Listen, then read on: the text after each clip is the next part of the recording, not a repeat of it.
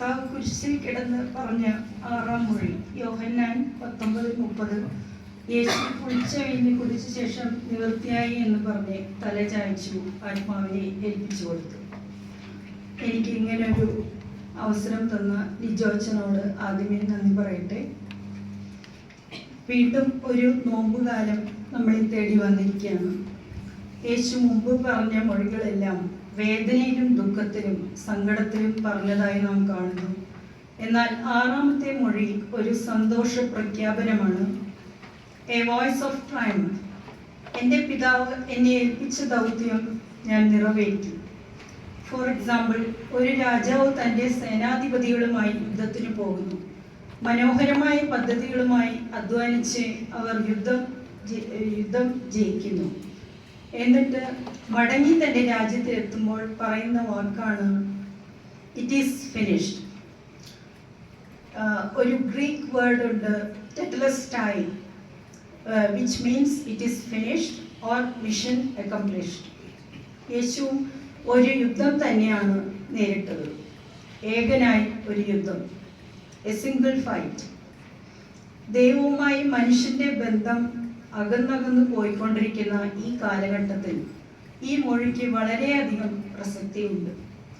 Calvary ക്രൂശിലെ ഈ രക്ഷ സൗജന്യമായി നമുക്ക് ലഭിച്ചതും പാപത്തിലാണ്ടുപോയ മാനവരാശിയെ വീണ്ടെടുക്കാൻ എന്തെല്ലാം ചെയ്യണമായിരുന്നു അതെല്ലാം ചെയ്ത ദൈവപുത്രന്റെ ജീവത്യാഗമാണ്. God's language is nothing but love. Yohannan 3:16.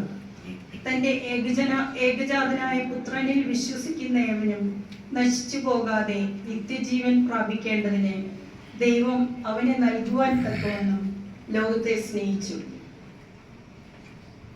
യോഹന്നാൻ പറഞ്ഞ ഈ മൊഴി ഇതിനു മുമ്പ് പല ഭാഗത്തും യേശു ക്രിസ്തു ഉപയോഗിച്ചിട്ടുണ്ട്. യോഹന്നാൻ 17:4. ഞാൻ ഭൂമിയിൽ നിന്നെ മഹത്വപ്പെടുത്തി, നീ എനിക്ക് ചെയ്യുവാൻ തന്ന പ്രവൃത്തി തികച്ചിരിക്കുന്നു. യേശു കർത്താവിനെ പിതാവായ ദൈവം ഈ ഭൂമിയിലേക്ക് അയച്ചതിൻ്റെ ഉദ്ദേശം നിവൃത്തിയായി. വേദപുസ്തകത്തിൽ പലയിടത്തും ദൈവിക മാനുഷിക ബന്ധത്തിൽ പല വിള്ളലുകൾ സംഭവിച്ചിട്ടുണ്ട്. മനുഷ്യന്റെ പ്രശ്നങ്ങൾ കൊണ്ട്, മനുഷ്യന്റെ ജീവിത ക്രമീകരണങ്ങൾ കൊണ്ട് പലപ്പോഴും ദൈവവുമായിട്ടുള്ള ബന്ധം നമുക്ക് നഷ്ടപ്പെട്ടു പോയിരിക്കുന്നു. ആദ്യം മുതൽ, അതായത് ഉൽപ്പത്തി പുസ്തകം മുതൽ ദൈവം മനുഷ്യനുമായിട്ടുള്ള ബന്ധത്തെ മനോഹരമാക്കാൻ ശ്രമിക്കുന്നുണ്ട്.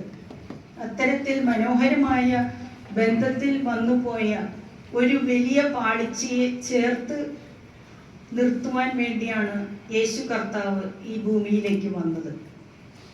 എൻ്റെയും നിങ്ങളുടെയും ജീവിതം പലപ്പോഴും അറിഞ്ഞോ അറിയാതെയോ ഈ ബന്ധം മനഃപൂർവ്വമായി നാം നഷ്ടപ്പെടുത്തിക്കൊണ്ടിരിക്കുകയാണ്.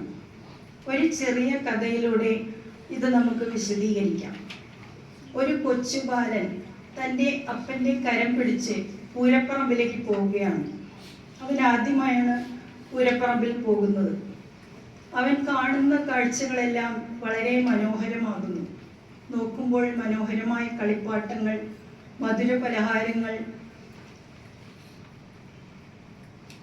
ആകാശത്ത് പൊട്ടി വിരിയുന്ന പടക്കങ്ങൾ, ബലൂണുകൾ, അങ്ങനെ കാണുന്ന കാഴ്ചയിലെല്ലാം അവനൊരു ഇമ്പം തോന്നുകയാണ്. എന്നാൽ അറിഞ്ഞോ അറിയാതെയോ അവൻ്റെ കണ്ണിൻ്റെ കൂടെ ശരീരം പോകുന്നത് കൊണ്ട് അപ്പനുമായുള്ള ബന്ധം ഏതോ ഒരു നിമിഷത്തിൽ നഷ്ടപ്പെടുകയാണ്. ഈ നഷ്ടപ്പെട്ട ബന്ധത്തെ അറിയാതെ താൻ കാണുന്ന കാഴ്ചയിൽ മുഴുകി മുന്നോട്ട് പോവുകയാണ്. കുറേ സമയം കഴിഞ്ഞു, മണിക്കൂറുകൾ കടന്നുപോയി. ഉത്സവപ്പറമ്പിലെ ആവേശങ്ങളെല്ലാം ഓരോന്നായി അണയുവാൻ തുടങ്ങി. കാണുന്ന കാഴ്ചയിൽ മടുപ്പ് അനുഭവപ്പെട്ടപ്പോൾ അവന് മനസ്സിലായി, ഞാൻ എൻ്റെ അപ്പനിൽ നിന്നും ഒരുപാട് അകലെയാണ്. വലിയ ആൾക്കൂട്ടം, അപ്പൻ എവിടെയാണെന്ന് അറിയില്ല, അവൻ എവിടെയാണെന്ന് അറിയില്ല.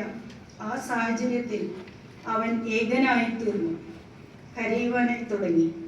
തിരികെ ഭവനത്തിൽ പോകുവാൻ വഴി അറിയില്ല. നിമിഷങ്ങൾ വീണ്ടും കടന്നുപോയി. ആളുകൾ അവരുടെ വീടുകളിലേക്ക് തിരിച്ചു പോയി തുടങ്ങി. അവനിൽ ഭയമേറി, കാരണം രാത്രിയാണ്. ചില നിമിഷങ്ങൾ കഴിഞ്ഞപ്പോൾ ആ പൂരപ്പറമ്പിൽ 2 പേർ മാത്രം അവശേഷിച്ചു. ഒന്ന് അപ്പനെ തിരയുന്ന മകനും, മകനെ തിരയുന്ന അപ്പനും.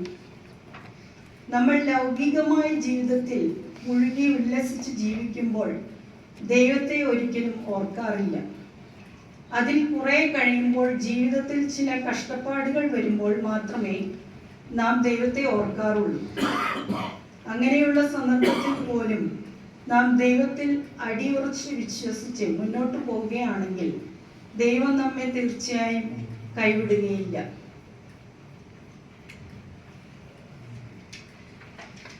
പലപ്പോഴും ദൈവത്തെ അറിയാതെ, യേശു കർത്താവ് എന്തിന് ഈ ലോകത്തിൽ വന്നു എന്നറിയാതെ ദൈവത്തിൽ നിന്ന് നാം അകന്നു പോയിക്കൊണ്ടിരിക്കുകയാണ്.